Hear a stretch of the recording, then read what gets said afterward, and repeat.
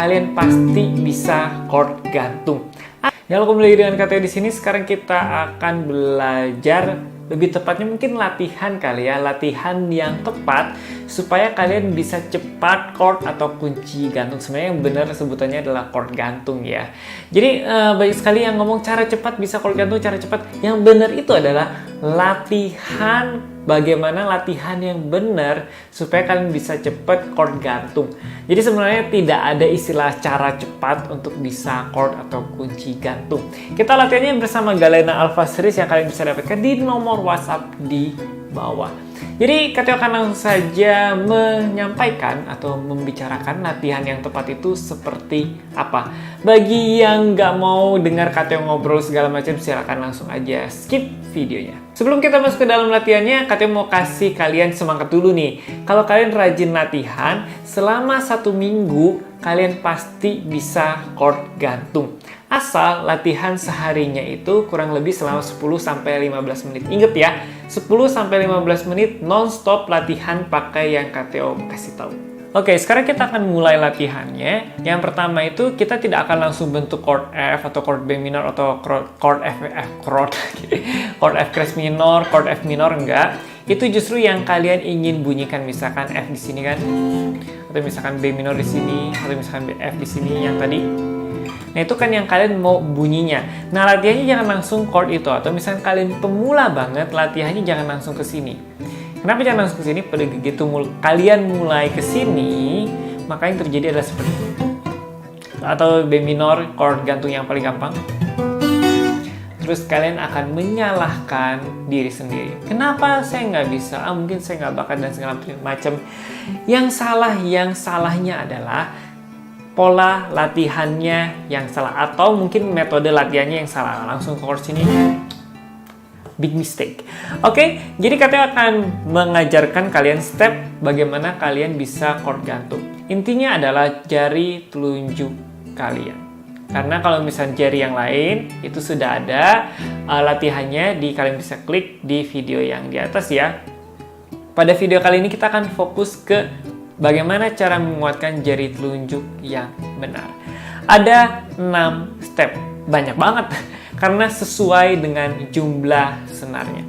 Oke, jadi kita latihan dari senar 1 fret yang ke-6. Kalian tekan. Dibunyikan senar satunya aja, pelan-pelan aja, dan kalau bunyinya udah benar, kita lanjut ke step yang kedua. Lanjut ke senar 1 sama 2.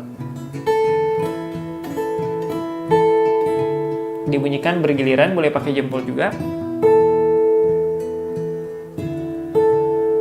Oke, nah kalau misalnya sudah bunyi senar 1 sama 2, kita naik lagi ke senar 3, 2, 1. Oke, masih bunyi juga. Masih bunyinya bagus ya. Oke, sekarang kita lanjut ke senar 1 sampai yang ke-4. Oke, masih bunyi tapi mulai mengeluarkan tenaga. Kita lanjut ke senar 1 sampai 5. Oke, masih bunyi juga. Lanjut sampai yang ke-6.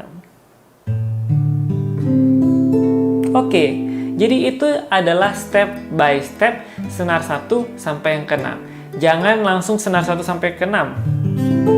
Karena mungkin tadi ada kayak bazi ya tuh, bazi. Oke, jadi kita pelan-pelan dulu aja. 1, 1, 2, 1, 2, 3, 1, 2, 3, 4, 1, 2, 3, 4, 5, 1, 2, 3, 4, 5, 6. Nah, kalau misalkan kalian sadar, jari telunjuk KTO itu dibantu sama jari tengah ya. Jadi pada saat kalian neken, kalau bisa jangan telunjuk aja. Untuk pemula banget ya, ini KTO tekankan sekali lagi, untuk pemula banget, bukan yang udah bisa chord F gitu ya. Nah, kalau misalnya kalian pemula banget, tambahin jari tengahnya itu kayak nimpa. Nah, kalau misalnya kalian lihat di sini, ini kayak nimpa ya, tuh. Itu nimpa, nimpanya itu miring ya, bukan di atasnya, tapi miring. Ya, kalian tinggal samakan posisi jari kalian dengan KTO. Miring. Kalau misalnya dari senar 1 sampai 3 udah berasa berat banget, tambahin jari tengah miring. Tekannya kalau jari tengah itu dorongnya ke arah kiri kalian ya. Dan juga untuk telunjuknya itu bukan ditekan pas di tengah-tengah sini. Nah, kalau di tengah-tengah sini pasti bazi. Nah, caranya adalah di sini kalau kalian lihat bekas telunjuk KTO. Mana nih? Zoom. Fokus. Oke, dia mau fokus. Nah, kalau kalian lihat ini adalah dari setengah ke arah kiri, kanan ya. Karena pada saat kita gini, kita tekan, lalu kita dorong ke arah kiri. Gitu. Jadi bagian yang pinggirnya yang neken, bukan bagian yang tengahnya ya. Jadi kalau kalian tekankan ini dekat-dekat fret sini, dorong ke arah kiri sambil ditekan. Nah, makanya kalau kalian lihat dari kepala kalian, itu bagian dalam agak sedikit terlihat. Ya. Tuh, kalau misalnya KTO pakai yang tengah, tuh ini senar 3 aja udah basi. Kalau kalian mau neken sekuat apapun, pasti basi gitu, karena tenaganya nggak akan kuat. Jadi, tekannya pakai daerah sisi yang kiri. Lalu nah, gitu ya. Kalau misalkan nggak kuat, bisa dibantu pakai jari tengah.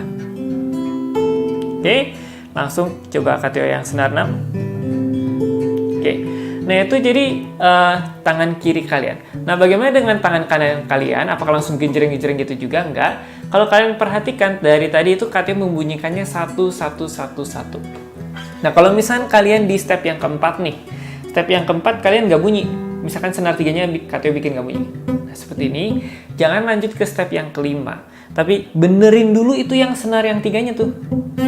Nah, sampai bunyi mungkin kurang kuat atau misalnya kurang tekan ke kiri atau harus dibantu pakai jari tengah, nggak masalah. Yang penting bunyi dulu aja.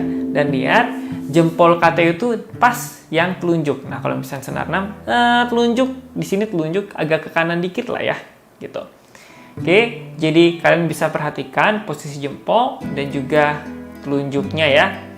Nah, untuk yang kembali lagi kita ke tangan kanan. Jadi pada saat kita menekan di sini, posisi jempolnya itu kalian lihat pas di fretnya ya, pas di fretnya. Lalu pada saat kita bantu pakai tangan kanan, pakai jari tengah. Nah, petiknya satu-satu. Kembali lagi kalau misalnya error di senar 2. Nah, gitu.